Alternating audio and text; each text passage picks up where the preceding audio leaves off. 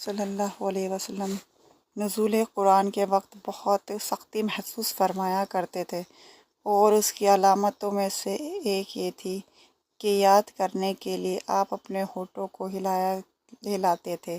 ابن عباس رضی اللہ عنہما فرماتے ہیں، میں اپنے ہونٹوں کو ہلاتا ہوں جس طرح آپ ہلاتے تھے۔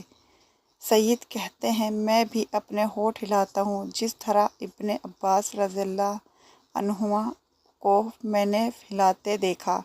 پھر انہوں نے اپنے ہونٹ ہلائے۔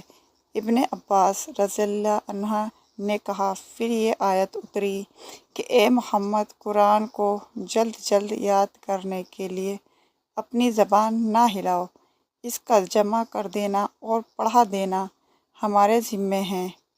حضرت ابن عباس رضی اللہ عنہ کہتے ہیں، یعنی قرآن آپ صلی اللہ علیہ وسلم کے دل میں جمع دینا اور پڑھا دینا ہمارے ذمے ہے۔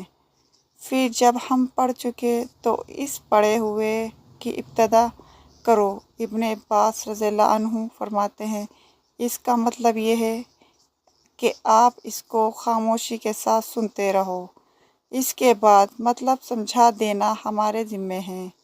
پھر یقیناً یہ ہماری ذمہ داری ہے کہ آپ اس کو پڑھو، یعنی اس کو محفوظ کر سکو۔ چنانچہ اس کے بعد جب آپ کے پاس حضرت جبرائیل علیہ السلام وحی لے کر آتے تو آپ توجہ سے سنتے، جب وہ چلے جاتے تو رسول اللہ صلی اللہ علیہ وسلم اس وحی کو اس طرح پڑھتے جس طرح جبرائیل علیہ السلام نے اسے پڑھا تھا۔